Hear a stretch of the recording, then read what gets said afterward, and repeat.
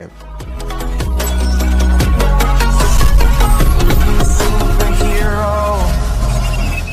Friends, तो आज के इस वीडियो में हम कंपेयर करने वाले हैं ज़ेराथोस का कंपैरिजन मेफिस्टो से और देखेंगे कि इन दोनों में सबसे ज़्यादा पावरफुल कौन है। तो स्वागत है दोस्तों आपका और एक डिटेल वीडियो में। तो चलिए आज का वीडियो शुरू करते हैं, लेकिन सबसे पहले ओरिजिन। तो अगर बात करें मेफिस्टो के ओरिजिन की, तो मेफिस्टो कॉमिक्स में सबसे पहली बार अपीयर हुआ था 1968 के silver surfer volume 1 issue number 3 में, और इस कैरेक्टर को क्रिएट किया था स्टैन ली और जॉन बुसेमा ने। तो मेफिस्टो का ओरिजिन तब शुरू होता है जब दुनिया पर बड़े बड़े देवताओं का राज था, पर जब फर्स्ट सेलेस्टियल होस्ट इस दुनिया में आया तब इन देवताओं का राज खत्म हो गया और ये देवता भी। पर क्योंकि उन गॉड्स की पावर बहुत ही ज़्यादा थी, इसलिए वो पावर ख़त्म ना हुई और उसी पावर से कुछ पावरफुल डीमंस बने, और इन्हीं डीमंस में से एक था मेफिस्टो। पर मेफिस्टो ना ही हमारे यूनिवर्स में रहता है और ना ही हमारे डायमेंशन में, बल्कि वो एक अलग ही डायमेंशन में रहता है जिसे हेल या हेडेस कहा जाता है। और इस डायमेंशन का एटमॉस्फेयर एकदम हॉरेबल है, जहाँ पर हर जगह धुआं और लावा है, और इस लावा में पापी इंसान जो कि दूसरों को तकलीफ़ें देता है उसकी सोल्स होती है।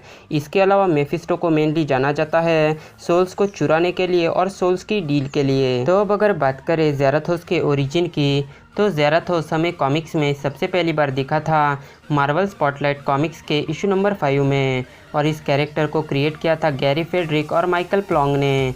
तो इस कहानी की शुरुआत होती है आज से 21 मिलियन साल पहले, जब डीमन ज़ेराथोस नेटिव अमेरिकन लोगों को हेल्प करता था, पर इस मदद के बदले में अमेरिकन ज़ेराथोस को कुछ ह्यूमंस की आत्माएं देते थे। पर एक डीमन बनने से पहले ज़ेराथोस एक स्पिरिट ऑफ जस्टिस था, जिसका काम था अच्छी और बुरी आत्माओं के साथ न्याय करना। पर मेफिस्टो जो कि एक रूलर ऑफ हेल है, वो ज़ेराथोस को एक दिन उसके काम से भटकाता है, और जैसे ज़ेराथोस एक गलत काम करता है उसी वक्त मेफिस्टो ज़ेराथोस को हेल में ट्रैप कर देता है, वो भी तब तक जब तक ज़ेराथोस पागल होकर एक डीमन ना बन जाए।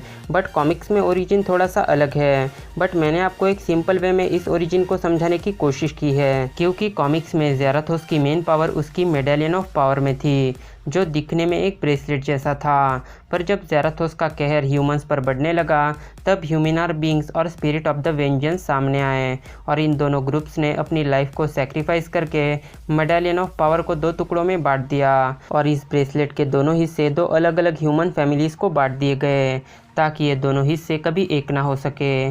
पर हज़ारों साल बाद नाटू नाम के एक इंसान ने ज़ेराथोस को आज़ाद कर दिया। पर अब ज़ेराथोस आज़ाद तो हो गया था, पर अभी भी उसके आधे पावर्स ब्रेसलेट के आधे हिस्से में थे, और तब अपने पूरे पावर्स हासिल करने के लिए ज़ेराथोस ज़्यादा से ज़्यादा सोल्स को एब्जॉर्ब करने लगता है। पर इसी दौरान ज़ेराथोस का सामना होता है सेंचुरियन से, जिसे मेफिस्टो ने भेजा था, और मेफिस्टो और सेंचुरियन ये दोनों मिलकर ज़ेराथोस को हरा देते हैं, और हराने के बाद उसे कैद कर देते हैं। पर बाद में जब मेफिस्टो का बेटा ब्लैक हार्ट हेल से भाग जाता है, तब उसे हराने के लिए मेफिस्टो ज़ेराथोस को जॉनी ब्लेज नाम के एक इंसान से मर्ज कर देता है, और इस तरह से जन्म होता है गोस्ट राइडर का। Powers and abilities. तो अगर बात करें ज़ेराथोस के पावर्स की, तो ज़ेराथोस एक स्काई फादर लेवल कैरेक्टर है, जिसका मतलब है कि ज़ेराथोस के सभी पावर्स लिमिटलेस और गॉड लाइक है, जैसे God like strength, God like durability, God like speed, telepathy, teleportation, size shifting, magic control, portal creation, mind control powers और डार्क फोर्स मैनिपुलेशन। ज़ेराथोस अपने सिंगल सेल से खुद को रीजनरेट कर सकता है, स्पेस टाइम को बेंड कर सकता है, और मैटर और एनर्जी को भी मैनिपुलेट कर सकता है। ज़ेराथोस किसी भी एलिमेंट को कंट्रोल कर सकता है और किसी भी पावर को नलीफाई कर सकता है। इसके अलावा जब एक बार ज़ेराथोस ने गोस्ट राइडर को पूरी तरह से कंट्रोल कर लिया था, तब डॉक्टर स्ट्रेंज ने खुद कहा था कि ज़ेराथोस के सभी पावर्स लिमिटलेस, बाउंडलेस और गॉड लाइक है। साथ ही ज़ेराथोस रियलिटी रैपिंग कर सकता है और किसी भी बीइंग को रियलिटी से इरेज कर सकता है, और इन सब पावर से बढ़कर ज़ेराथोस पूरी तरह से इमॉर्टल यानी अमर है। तो अब अगर बात करें मेफिस्टो के पावर्स की, तो मेफिस्टो एक डेमन गॉड है, इसलिए मेफिस्टो के सारे पावर्स लिमिटलेस है, जैसे limitless strength, limitless durability, limitless speed, flight, teleportation, invisibility, portal creation, dark magic control, illusion creation और डार्क फोर्स मैनिपुलेशन। मेफिस्टो अपने साइज़ और अपने शेप को अपने मन मुताबिक बढ़ा या घटा भी सकता है। साथ ही मेफिस्टो अपने पावर से मैटर, मॉलिक्यूल्स, सोल्स और रियलिटी को भी मैनिपुलेट कर सकता है। मेफिस्टो को ज़िंदा रहने के लिए खाने, पीने और सांस लेने की भी कोई ज़रूरत नहीं है। मेफिस्टो अपने फॉलोअर्स को मैजिकल पावर्स दे सकता है और इन सब पावर से बढ़कर मेफिस्टो पूरी तरह से इमॉर्टल यानी अमर है। तो अब क्वेश्चन ये आता है कि इन दोनों में सबसे ज़्यादा पावरफुल कौन है? तो ज़ेराथोस और मेफिस्टो ये दोनों हेल के ऐसे दो डीमंस हैं जिनके पावर्स के बारे में बताना थोड़ा मुश्किल है। पर अगर आपने ज़ेराथोस के दोनों ओरिजिन्स यानी MCU और कॉमिक्स ये दोनों ओरिजिन्स ध्यान से सुने हैं तो दोनों ओरिजिन्स में मेफिस्टो डायरेक्टली ज़ेराथोस को हरा नहीं पाया था। जैसे पहले ओरिजिन में मेफिस्टो ने ज़ेराथोस से पाप करवाया और उसे हेल में ट्रैप कर दिया।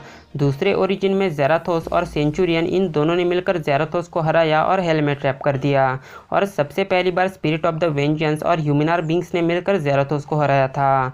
तो इन सब बातों को जानने के बाद ऐसा लगता है कि ज़ेराथोस को 1-on-1 हराना मुश्किल है।